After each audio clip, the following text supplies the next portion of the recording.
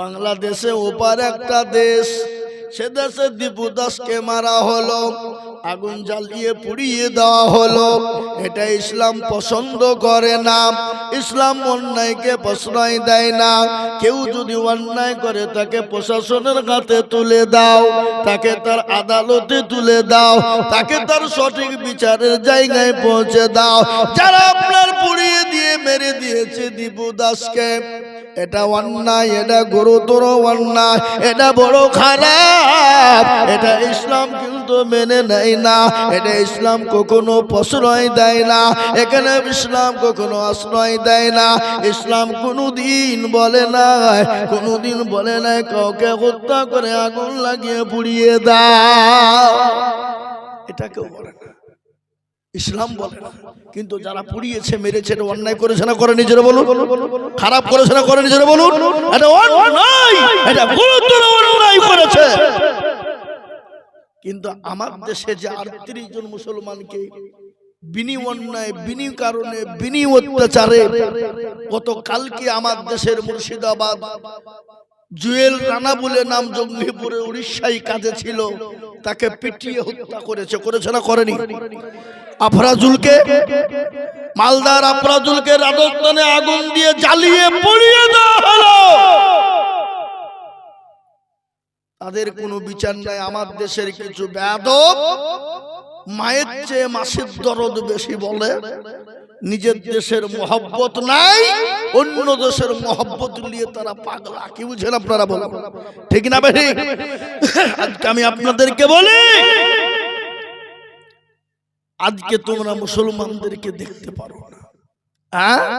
আজকে তোমরা মন্দির করবা, করলে কোনো ব্যাপার না, আর মুসলমান মসজিদ করলে তোমাদের চুলকে।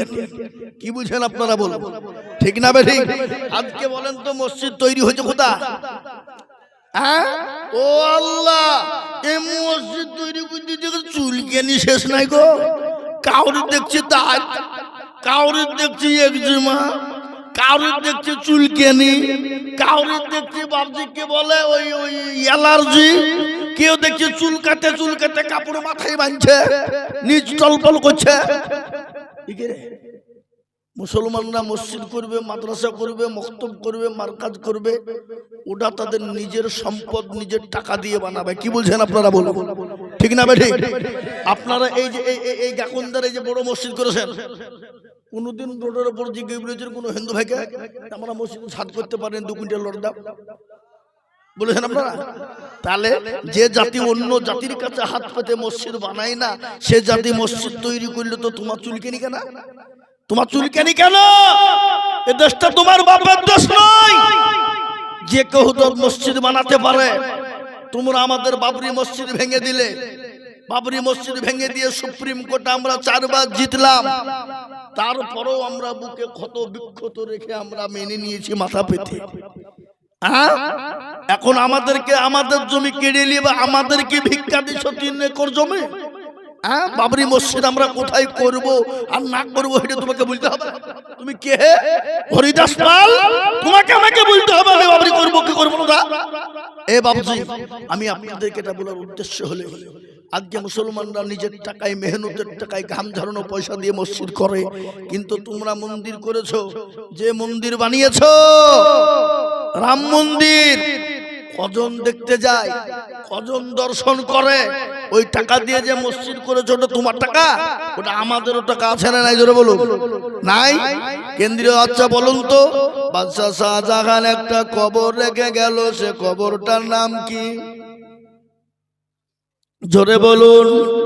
সে কবরটার নাম হলো তাজমহল, যেখানে কোটি কোটি কোটি টাকা ইনকাম হয়, ওটা কেন্দ্রীয় সরকার ভোগ করে। লালকেল্লায় কোটি কোটি টাকা ইনকাম হয়, ওটা কেন্দ্রীয় সরকার ভোগ করে। আপনার কি বলে কুতুব মিনার, ওখানে কোটি কোটি টাকা ইনকাম হয়, ওটা কেন্দ্রীয় সরকার ভোগ করে। পশ্চিম বাংলায় চলে আসুন, মুর্শিদাবাদের মাটিতে নবাব সিরাজউদ্দৌলা একটা কবর করে গেল, যে কবরটা হলো হাজারদুয়ারি। আছে না নাই? আপনারা দেখেছেন না দেখেননি? হাজারদুয়ারি কেনে কোটি কোটি টাকা ইনকাম হয়, ওটা রাজ্য সরকার ভোগ করে। কলকাতা ভিক্টোরিয়া, কলকাতা আপনার সাইন সিটি ইডেন গার্ডের মাঠে যত ইনকাম হয় ওটা রাজ্য সরকার ভোগ করে। মুসলমান শুনে নাও, হাইকোর্ট যেখানে হাওড়া হাইকোর্ট রয়েছে, ওখানে যত কোটি কোটি টাকা ইনকাম হয় ওটা রাজ্য সরকার ভোগ করে। ওই টাকায় তুমি জগন্নাথ মন্দির করেছো, তুমি রাম মন্দির করেছো, ওটা মুসলমানদেরও টাকা আছে। আর নিজেরা মুসলমানরা রক্ত পানি পয়সা দিয়ে মসজিদ বানাবে, ঘাম ঝরানো পয়সা দেবে, এতে তোমাদের চুলকানি কেন হবে? এটার মানে হলো কি, মুসলমানকে মসজিদ করতে দেবা না, মুসলমানদের মসজিদ কেড়ে নিতে যাবা, মুসলমানদের মাদ্রাসা ভেঙে দিতে যাবা। কিন্তু শুনে নাও, আল্লাহ মানুষকে ছাড় দেয় কিন্তু ছেড়ে দেয় না। কাবা শরীফকে আবরাহা ধ্বংস করতে চেয়েছিল, কাবার মালিক যিনি, তিনি হেফাজত করেছিলেন, তিনি হলেন আমার আল্লাহ। আজকে যারা মসজিদ মাদ্রাসা কেড়ে নিতে চায়, মসজিদ মাদ্রাসা মারকান খানকা কেড়ে নিতে চায়, আমি তাদেরকে বলবো, শুনে নাও, আমাদের একজন স্রষ্টা আছে, আমাদের প্রতিপালক আছে, আমাদের রব আছে। আল্লাহ নিজেই বলে দিলেন, আল্লাহ আলাইনা নাসরুল মুমিনিন। আল্লাহ বলে, বান্দা আমার হয়ে যাও, আমার দিকে চলে এসো, আমি আল্লাহ তোমার জান এবং মাল, আমি আল্লাহ সমস্ত জিনিসের দায়িত্ব নিলাম। বলেন যে আল্লাহ বাবরি মসজিদ, যে আল্লাহ কাবা শরীফকে হেফাজত করতে পারে, সে আল্লাহ এই দেশের মসজিদ হেফাজত করতে পারে না? পারে না? আল্লাহ মানুষকে ছাড়ে দেয় কিন্তু ছেড়ে দেয় না। আমি আপনাদেরকে বলে দিই বন্ধু, বলুন সে আল্লাহ আছে না নাই? সে আল্লাহ বৃদ্ধা হয়ে গেছে বুঝি? সে আল্লাহ বুড়ো হয়ে গেছে? সে আল্লাহর শক্তি কমে গেছে? না না। আজকে ভারতবর্ষের মাটিতে মুসলমানদের পরিস্থিতি পরিকাঠামো বড় খারাপ। যদি বলেন কিরকম, আজকে আমরা দল নিয়ে ব্যস্ত, কিন্তু এদিকে যে মুসলমান শেষ হয়ে গেল এ খবর আছে? খবরটা কি? আজকে তারা কেউ কখনো দেখছে মুসলমানকে সিএ এনআরসি এমপিআর ভরে দিছে? আবার কখনো দেখছে মুসলমান মসজিদের মাদ্রাসা, মসজিদ, মারকাত, খানকা, কবরস্থান, ঈদগাহ, গোরস্থান ইত্যাদি তারা জবরদস্তি দখল করে নিতে চাইছে? কি বলছেন আপনারা বলুন? অকাম সম্পত্তি। কিন্তু শুনলেন, মুসলমানের এক বিন্দু রক্ত থাকতে ইনশাআল্লাহ আমাদের মসজিদ, মাদ্রাসা, মারকাত, খানকা, কবরস্থান, ঈদগাহ বেঈমান কেড়ে নিতে পারবে না।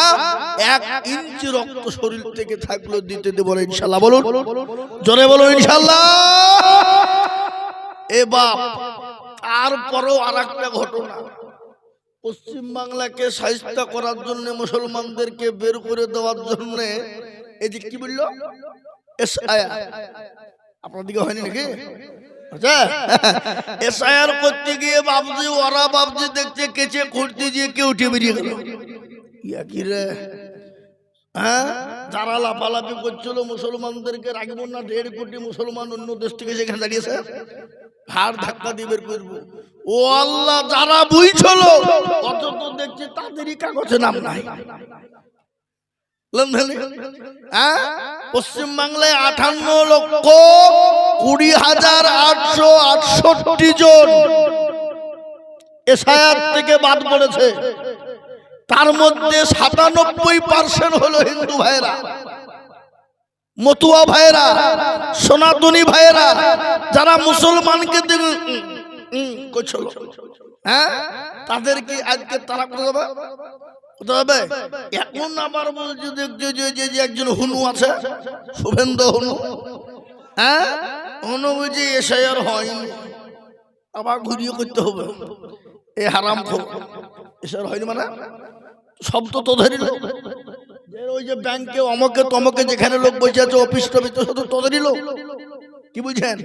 ওরা শুনলেন ওটা লয় বাপ, ওরা যেন তুন উপকারে মুসলমানদেরকে তাড়িয়ে দিতে হবে, বের করে দিতে হবে, একটা চিন্তা ভাবনা। কিন্তু কি জানেন, আল্লাহর রহমত, মুসলমানদের ডকুমেন্টস আছে না নাই? আরে 2002 কেন, আরো যদি পেছনের 20-25 বছর 50 বছরের ডকুমেন্টস তাই তাও মুসলমান দিতে পারবে, পারবে কিনা? তার থেকে যদি বলে যে আমরা ডকুমেন্ট নিব না, মানুষ তোদের কে ছিল, তোদের পূর্বপুরুষ তো দাদা দাদি দেখা শুনেলেন, আপনার দাদা, তার দাদা, আমার দাদা, অমুক দাদা, তমুক দাদা, পোত দাদা, যত দাদা আছে দুনিয়াতে ছিল 50-60 বছর আগে, তাদেরকে তো তারা তো মারা গেছে, তাদেরকে তো আমরা এখানে মাটি দিয়েছি। তাদেরকে মাংস গোলা পচে গেল, হাড় তো আসে না নাই, হাড় গোলাকে তুলে নিয়ে এসে যদি মেশিনে ভরি দিই, বলে দিবে এরা কোথাকার প্রোডাক্ট, বলে দিবে না, দেবে না, কোথায় জন্ম বলবে কিনা। কিন্তু আমরা যদি বলি তোরা দেখা লিয়াই, কই তোর বাপ দাদার 14 পুরুষ দেখি, বাপ দাদা পাবে তারা, তারা তো পুড়িয়ে ছাই করে দাঁত মাদুর করে ফেলেছে। কি বলছেন আপনারা বলুন, আছে তাতে আছে? তাহলে আমাদেরকে কোন দিক দিয়ে তারা যখন পাচ্ছে না বাবজি, বিভিন্ন কায়দা কৌশল, কিন্তু শুনেলেন এই দেশটা হলো মুসলমান, মুসলমানদের পূর্বপুরুষকে সর্বপ্রথম যিনি ভারত পৃথিবীর জমিনে এসেছিলেন, তিনার নাম কি গো? আদম আলাইহিস সালাম। তিনি তো ভারতের মাটিতে পা দিয়েছিলেন প্রথমে, ওয়ালাকাদ কাররামনা বানি আদম, সেই আদম নবীর সন্তান আওলাদ হলাম আমরা। এই দেশ থেকে আমাদেরকে বের করে দেব অত সহজ, অত সহজ নয়। এই দেশটা হলো কাদের? হিন্দু, মুসলমান, শিখ, ঈসাই, সবারই দেশ। এটা হলো রবীন্দ্রনাথ ঠাকুরের দেশ, এটা হলো কবি নজরুল ইসলামের দেশ, এটা হলো মৌলানা আবুল কালাম আজাদের দেশ, এটা হলো মৌলানা হিফজুর রহমানের দেশ, এটা হলো মৌলানা শওকত আলীর দেশ, এটা হলো মৌলানা হুসাইন আহমেদ মাদানির দেশ, এটা হলো রাজীব গান্ধীর দেশ, এটা হলো মহাত্মা গান্ধীর দেশ। আমাদের কাজকে তোমরা দেশের প্রেম দেখাচ্ছ। সেদিনকে ওই ব্রিগেড ময়দানে কি হলো? গীতা পাঠ হলো, 5 লক্ষ ভাইদেরকে নিয়ে গীতা পাঠ করা হলো। সাংবাদিক বলছিল জনগণনা বলো ধরে তুমি কেমন দেশের প্রেমী, আমি জানি না। তুমি দেশের প্রধানমন্ত্রীকে বলো, বলতে পারবো না। দেশের রাষ্ট্রপতিকে বলো, জানি না। তুমি যে দেশে এসেছো সে দেশের মুখ্যমন্ত্রীর নাম কি জানে না। বুঝতে পেরেছেন না পারেননি? মুসলমানদেরকে আজকে দেশপ্রেম দেখাবে। এই দেশের জন্য রক্ত দিয়েছে কারা? কেজি নয়, কুইন্টাল নয়, টন টন টন রক্ত দিয়েছে এই ভারতের জন্য মুসলমানেরা। একদিনে দিল্লি থেকে লাহোর পর্যন্ত 57,000 উলামাকে তাদের গর্দানকে কেটে নিয়ে গাছে ঝুলিয়ে দিয়েছিল এই দেশের জন্য ইংরেজরা। আজকে তাদেরকে দেশের প্রেম দেখা, তোমাদেরকে দেশের সংবিধানের জনগণ হাতে বললে একটু বলি আর পাচ্ছ না। এই প্রেম, প্রেম কাকে বলে? দেশের প্রেম মুসলমানদের কাছে শিখে যাও। আর একটা শুনেলেন, আজকে আমাদেরকে তারা বুঝে বিদেশি। আরে এ দেশের জন্ম আমাদের, আর আমাদেরকে বিদেশি বলতে দিবে? আচ্ছা বলুন তো, আদবানির বাড়ি কোথায়? পাকিস্তান। ইন্ডিয়াতে এসে হয়ে গেল স্বদেশী। অটল বিহারীর বাড়ি হলো পাকিস্তান, ইন্ডিয়াতে এসে হয়ে গেল স্বদেশী। সোনিয়া গান্ধীর বাড়ি হলো ইটালি, ইন্ডিয়াতে এসে হয়ে গেল স্বদেশী। বুদ্ধ বাবু, জ্যোতি বাবুর বাড়ি হলো বাংলাদেশ, বিমান বসুর বাড়ি হলো বাংলাদেশ, ভারতে এসে হয়ে গেল স্বদেশী। অধীর বাবু, প্রণব বাবুর বাড়ি হলো বাংলাদেশ, ভারতে এসে হয়ে গেল স্বদেশী। মিঠুন চক্রবর্তীর বাড়ি হলো বাংলাদেশ, ইন্ডিয়াতে এসে হয়ে গেল স্বদেশী।